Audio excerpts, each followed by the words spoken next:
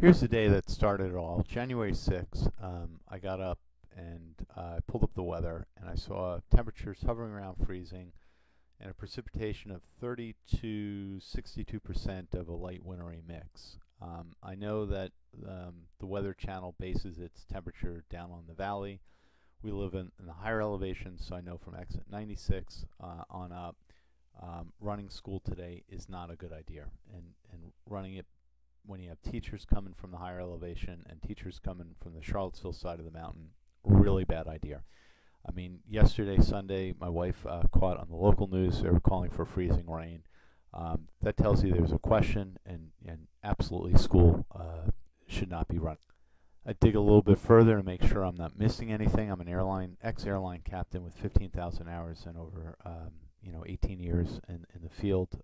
So I know a little bit about meteorology, and I pull up the winds and temperature aloft on the internet, which anybody can do. And I look at the 3,000-foot column. I see over Charleston, West Virginia, Roanoke, and Richmond temperatures +2, +5, +6. So I know at the higher altitudes we have the potential for rain. When you have warm up air up here and you get rain, and then it hits the colder air, you get freezing rain. Real basic meteorological stuff that I assumed the people who were making the delay and cancellation procedures knew how to do this. I thought they knew how to go to weather.com and look at the weather. I thought they knew how to watch the local news. I thought they knew how to get the temperatures aloft, and I thought that they knew, warm air over cold air is freezing rain. When I asked the superintendent of schools if he had any meteorological training, he said no, and I think he said something to the effect, and it's a good thing because I don't have time to play meteorologist. I'm not expecting them to be a meteorologist, but I am expecting somebody who's making the delay and the cancellation procedure to know the basic stuff. He needs to know his head from a hole in the wall. And when it comes to weather, I can tell you they don't. I'm not trying to be mean about it. I'm just, I'm pointing out here that if you're going to be making the cancellation and delays for a school, you need to understand freezing rain, and you need to understand where this stuff is available.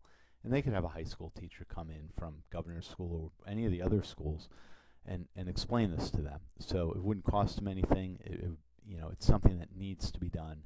They don't have good policies and procedures if they don't understand, freezing rain.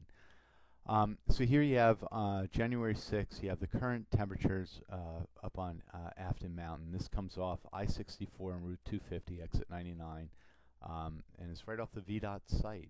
This is a VDOT site. It streams to the internet, and I've captured this page, and they're calling temperatures of 27 degrees. So right there, you're 4 degrees below freezing.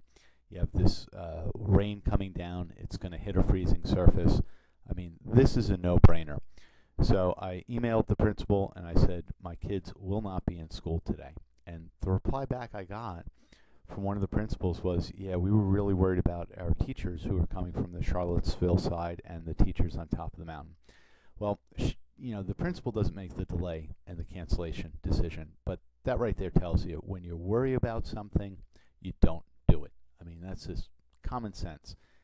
If that principal was making the delay or cancellation procedures for the school, I'm confident the principal would have canceled school. So we need to get the people who are making these conditions to worry, and they're not, and that's a problem. So slightly thereafter, about after I sent that email, 10, 11 o'clock in the morning, whatever, I look outside my back deck and it's covered in a sheet of ice, as is my grill, as is our old patio furniture out there. So everything's a sheet of ice. At about 3:30, 3 o'clock in the afternoon, I got a call from the bus driver and said, hey, I'm not going to come up your road. Can you pick up the kids at 250 and exit 99? Well, I got to be honest with you. Good call on her part to know enough not to come up, but bad part on the school. I don't need to be put in a situation, nor do any of the parents that live in the higher elevations. We don't need to be put in a situation where we're trying to risk our life driving around on this crap, and that's the only way to put it nicely, to go pick up our kids. and this is what's so infuriating is the school board member said, oh, we'll just move the bus stop down to 215.99. Well, let me tell you, pal, you know, if my kids are going to get to school, they have to get back home. I'm not going to put them up in a hotel because it's you know, it's dangerous for my wife to go pick up the kids. I mean, that is just pure stupidity. The right way to handle this is when the roads are bad and when there's freezing rain and ice, you cancel school. And if you only have to, if you feel you only have to do that for the higher elevation kids, then do that. But you know, we need to pull this together, and it's hard not to be upset.